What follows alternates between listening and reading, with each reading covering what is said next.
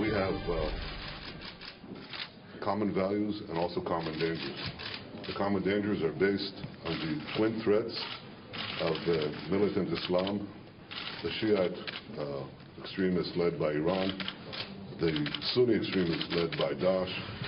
We are committed to thwarting these dangers as we are committed to seize the common opportunities and great opportunities that I think are before us, Mr. Secretary. That was Prime Minister Benjamin Netanyahu speaking earlier today before his meeting with Defense Secretary James Mattis. And here's more of my exclusive interview with the Israeli Prime Minister. Bill Clinton was so wrong on North Korea, and they got nuclear weapons. And President Obama was so wrong about the red line resulting in the elimination of chemical weapons. Now, to me, it makes sense if you have a country that's the #1 state sponsor of terror, Iran, that repeatedly says they want to wipe your country, Israel, off the map, and also fire weapons at the United States, burn the American flag, the Israeli flag. And kill Americans. And they nearly assassinated the Saudi ambassador. That was in Washington. Downtown Washington, D.C. That's Iran. And they're fighting multiple proxy wars against you and others. Here's the question. And your allies here. Very true. How does the United States president give $150 billion to the #1 state sponsor of terror? Now, I know you took him on. You still say you had a decent relationship with him, though, with Obama, President Obama. On other matters, yes, but not on this. And also on the realistic and a way to pursue peace between us and the Palestinians. But on the question of Iran, I want to make clear. I think this is important. You know, our problem with the deal, my problem was not merely that they would violate the deal, and they will wherever they can. It's that if they don't violate the deal, they walk into, within 12 years, into unimpeded enrichment of uranium, which is what you need to make bombs. And from there, the distance to making bombs is nothing. Okay, nothing. So I disagreed with that, and I didn't think, you know. And now look at what has happened. Okay, the deal has been signed.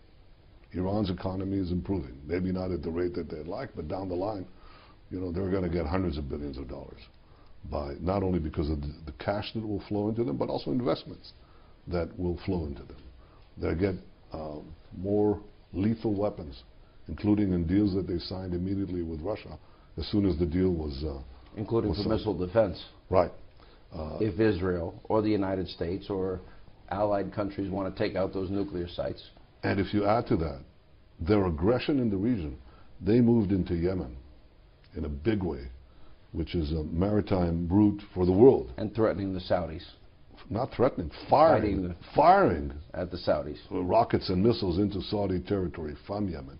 They moved into Syria. They're trying to establish a naval base on the Mediterranean. Can you imagine Iranian submarines in the Mediterranean? You have the Sixth Fleet there, you know. We have our own maritime shipping. You want Iranians there? Nope. No, and I said this to President Putin. I said, it's not a good idea. What did he say? I'll tell you what I said. What did he say? I said it's not in the interest of anyone, Russia, including Russia, to have an Iranian naval base in the Mediterranean.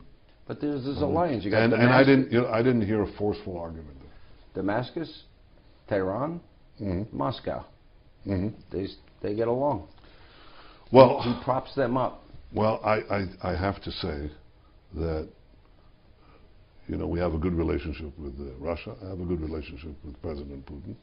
But here's one point where we disagree. That's an understatement. There is a new sheriff in town. You spent time with President Trump. He, this week, said that the Iranians are violating the spirit of the nuclear deal. And we can see that he and Rex Tillerson, the Secretary of State, are now moving in a direction to get America out from under the deal, even though I think most of the money was transferred.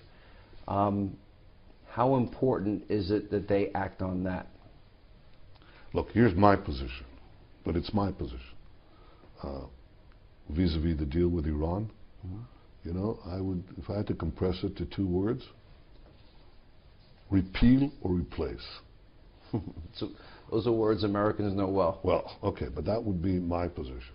I think Washington has to decide its own position. But clearly, one thing that has to be changed is to not let Iran have the best of all worlds, which is the worst of all worlds for Israel, and the world. Arab countries, the United States, the world. The new UN ambassador, Nikki Haley, was slamming the UN Security Council just yesterday for what she called Israeli bashing sessions, and tried to refocus the Security Council on exactly what you're saying, and that is the threat of Iran and Hezbollah and terror, which the UN steadfastly refuses to focus on.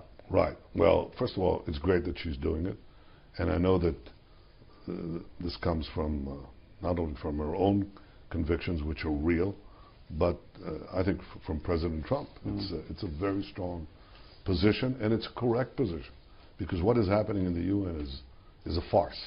Terrible injustices are happening to women, to gays, to Christians, to Yazidis, to Muslims, you know, by these horrible regimes that permeate the globe, and the terrorist organizations that they support. And who does the UN bash? Israel, the one real democracy in the Middle East.